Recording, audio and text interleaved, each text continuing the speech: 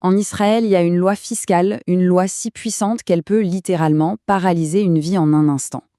Et le pire, c'est que ça arrive souvent par surprise.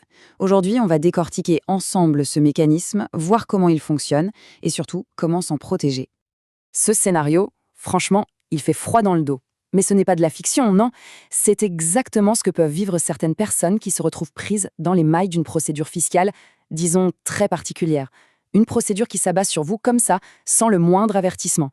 On pourrait croire à un film, à un thriller, hein.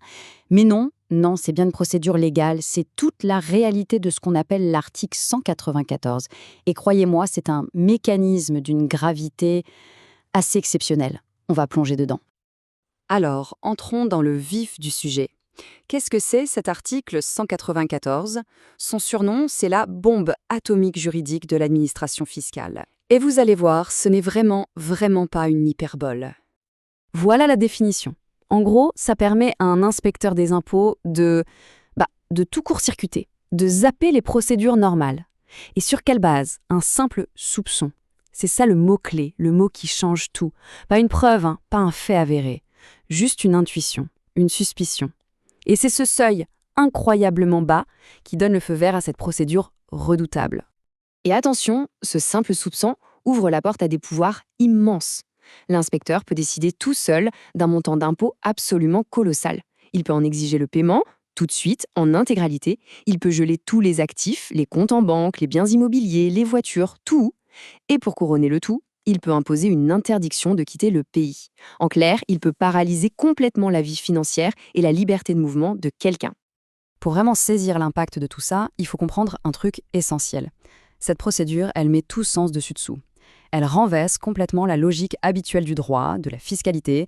C'est littéralement un monde à l'envers. Regardez bien ce tableau, c'est très parlant. Normalement, comment ça se passe ? Eh bien, d'abord on discute, ensuite on évalue l'impôt, et enfin on paye. Logique. Mais avec l'article 194, c'est tout l'inverse. On commence par saisir, par geler les actifs, et la discussion, elle vient bien plus tard. C'est la philosophie du « on recouvre d'abord, on pose les questions après ». Et la conséquence de ça, c'est l'effet de surprise, un choc total. Parce que la première fois qu'on entend parler de la procédure, ce n'est pas par une lettre recommandée, non. C'est par un coup de fil de la banque qui dit que le compte est bloqué. C'est la carte de crédit qui ne passe plus au supermarché. Ou pire, c'est d'être arrêté à l'aéroport, valise à la main. Tout est lancé en secret et l'impact est brutal, immédiat. Et là, on touche au cœur du problème, au changement le plus radical. La charge de la preuve est complètement inversée. Normalement, c'est à l'accusation de prouver la culpabilité. Ici, non. C'est à la personne visée de prouver pourquoi sa vie économique ne devrait pas être mise à l'arrêt. C'est à elle de prouver son innocence pour espérer un jour retrouver l'accès à son propre argent. C'est fou quand on y pense. Ok, tout ça c'est la théorie, mais en pratique, ça donne quoi ? Qui est-ce qui se retrouve visé par cette loi ? Voyons quelques cas bien réels, ça va être plus parlant. Premier cas, un jeune entrepreneur de la tech. Il vient de vendre sa start-up, le fameux exit. Et le montant ? 10 millions de dollars.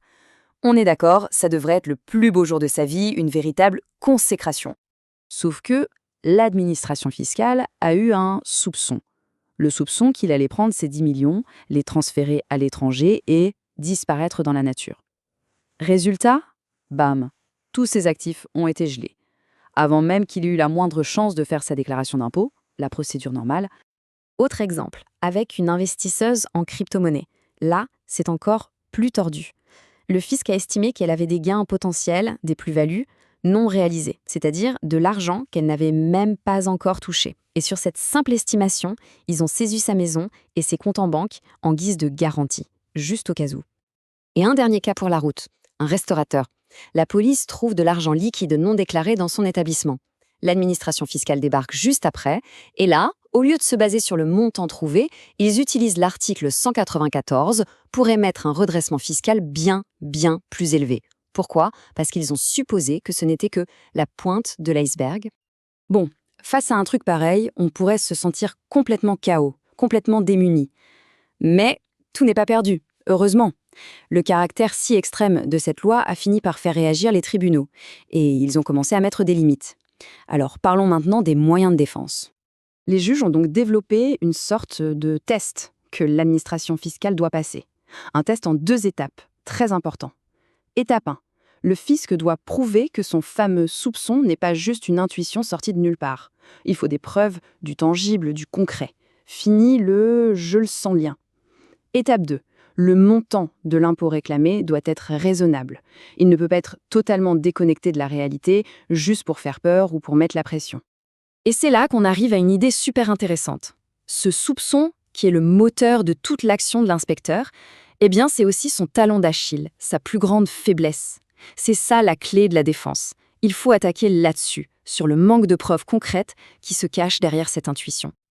Ok, donc, en sachant tout ça, qu'est-ce qu'on fait concrètement si un jour ça nous tombe dessus? Parce que là, chaque minute compte. Le temps est un facteur absolument critique. Il y a un plan d'action très précis à suivre. Voici les 4 réflexes à avoir, 4 étapes cruciales. Premièrement, pas de panique, mais on agit. Et on agit tout de suite. Le temps presse. Deuxièmement, et c'est une règle d'or, on ne contacte pas soi-même l'administration fiscale. Jamais. Le moindre mot peut être retenu et utilisé plus tard.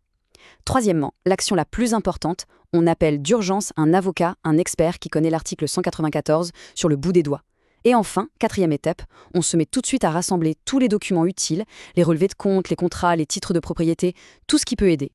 Il faut bien retenir une chose, une notification au titre de l'article 194, ce n'est pas une sentence finale. Ce n'est pas la fin du match. Oui, c'est une attaque, une atteinte très grave aux droits fondamentaux, mais c'est une bataille qui peut, et qui doit, être combattue. Et surtout, c'est une bataille qui peut être gagnée. La clé, c'est une action rapide et menée par des experts. Au final, ça nous laisse avec une question assez vertigineuse. Cet article 184, est-ce un outil, certes extrême, mais nécessaire pour traquer la grande fraude fiscale? Ou est-ce que c'est une violation fondamentale des droits individuels, une dérive dangereuse, un mal nécessaire ou une injustice légalisée?